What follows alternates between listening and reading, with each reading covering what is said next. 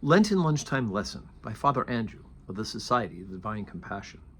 Saturday after the fifth Sunday in Lent. Bad news and good news. How beautiful upon the mountains are the feet of him bringing good tidings, that publisheth peace, that bringeth good tidings of good, that publisheth salvation.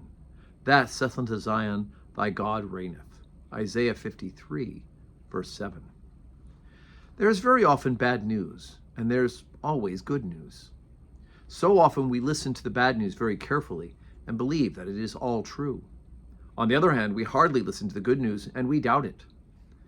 The actor Garrick once said to a clergyman, "You speak to the people what is true, as though it were not true. We actors say what is not true, as if it were." Some people listen to us and not to you. There's often bad news indeed, but there's always the good news. Thy God reigneth. Let us believe it.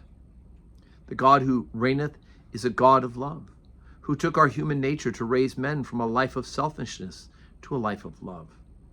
The glad tidings that he brought, the peace that he published, have been borne through the world by his messengers through all ages, before Isaiah wrote the lovely lines prophetic of the passing from Babylon to their native land of Jewish exiles. The book of the prophet Isaiah is a very wonderful book of poetry. It is divided into three parts. First of all, there's the prophet in Jerusalem in the time when Uzziah was a prosperous and powerful king.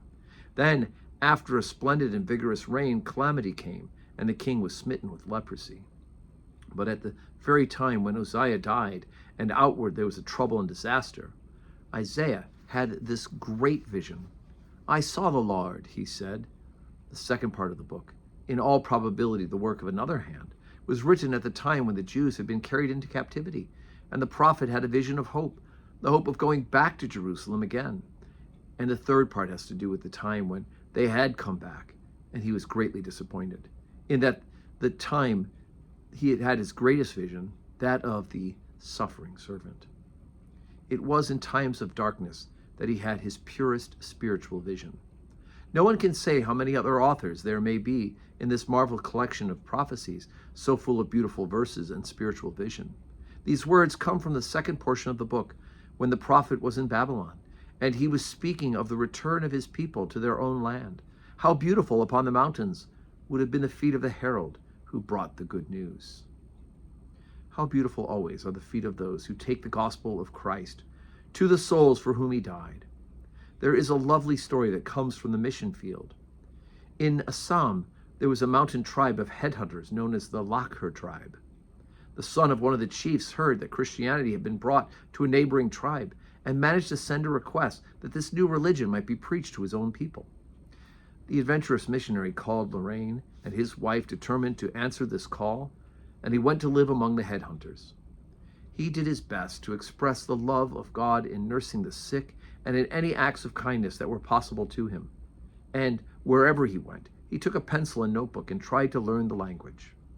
But it was quite impossible to become sufficiently proficient to write even one verse of the gospel in the native language. Then a wonderful thing happened. A baby girl had been born to the Lorraines, and the natives, who had never seen such a sight before, hailed the little white wonder as a princess and brought her gifts and paid her honor. The little one grew up with the native children and learnt their language naturally, and as she grew older, taught it to her father. So a little child led that hill tribe of headhunters to the knowledge of the love of Christ and the new life born of that knowledge. How beautiful upon the cloud mountains of the sky were the feet of the herald angels that brought the good tidings of the coming of the divine babe. How beautiful were his feet upon the mountain of Calvary, which he climbed for love of us. There is indeed very often bad news, but there is always good news. In any trouble, in any darkness, we can shut our eyes and say quietly to ourselves, God is near, and God is love.